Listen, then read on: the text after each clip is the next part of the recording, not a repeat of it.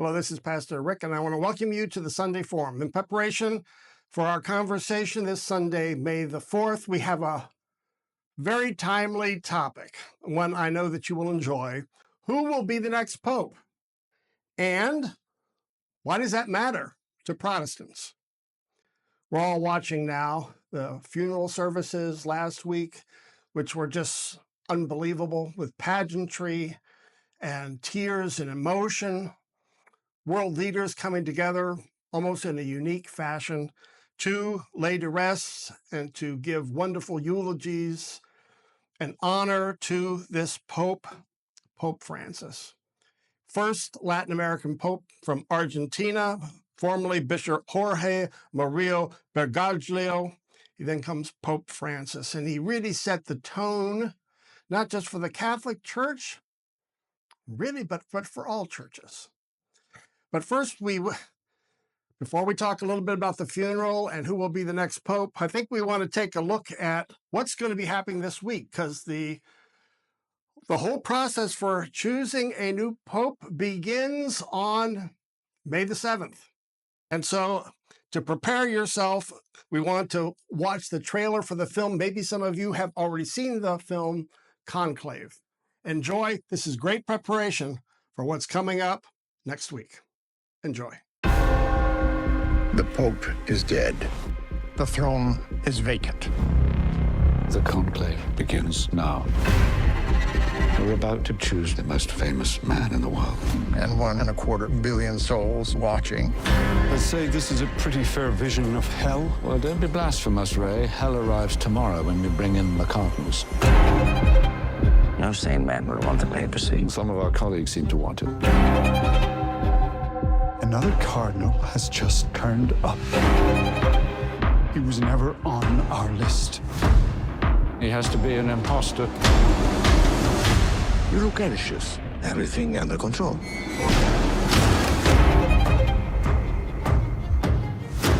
Where did you get this? The Holy Father was spying on all of us. You should be careful, Thomas.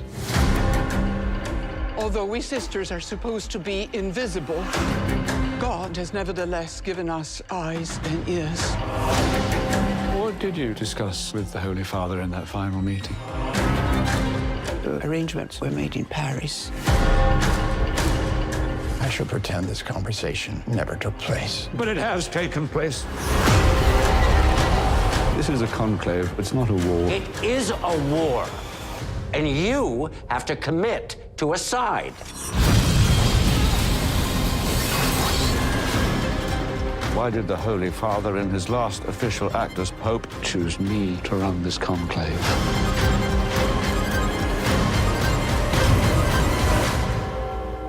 The reasons would become clear soon enough.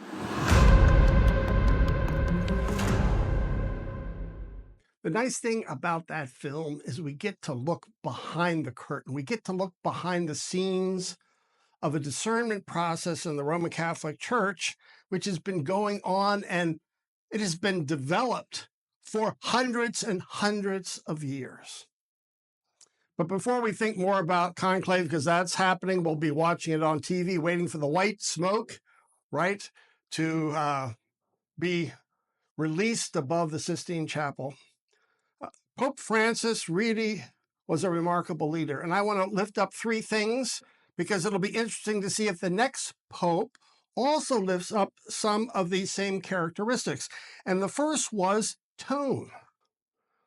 I mean, he had a simplicity to his leadership. He did not live in the palaces in and around the Vatican. He lived in a very simple quarters. He dressed more simply than past popes. And his commitments also had a simplicity and a focus to them. When he would lift up tolerance to other people, when he would lift up his commitment to the environment and immigrants, to the poor and the downtrodden, people knew this about him. Also, his commitment to peace, as we see him meeting with Zelensky from Ukraine right before the funeral ceremony. So all these things were consistent and set the tone, again, not just for the Roman Catholic Church, but I think for many people, they see that as an important message for all churches to lift up. And so we thank Pope Francis for that wonderful way of focusing in on some of the simplicity and the core elements of the Christian teaching. But secondly, he was quite tolerant. I read one article that said, oh my goodness, we now have a religious leader with a message of tolerance. Imagine that. We are not known in the church for our tolerance. That's the point. And he was.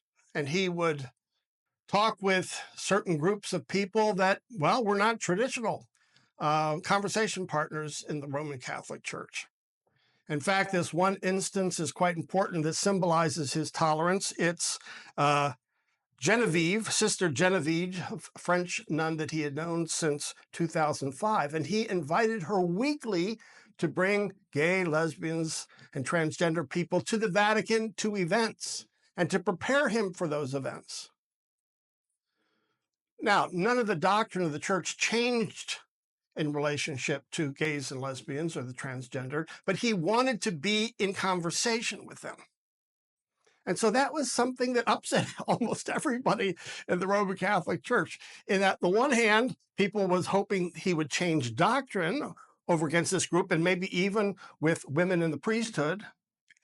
He was open, though, to women. He was open to gays and lesbians. He wanted the conversation, even though he maintained the unity of the church by not changing the doctrine. And so everybody was expecting something different. Those who did not want conversations with those groups were upset about his tolerance and his openness to conversation, a Jesuit spiritual quality, which is discernment. And the others were disappointed that he didn't change anything as far as doctrine. But he changed the tone. And he set the standard of tolerance, which is a wonderful tone and a wonderful posture for any church.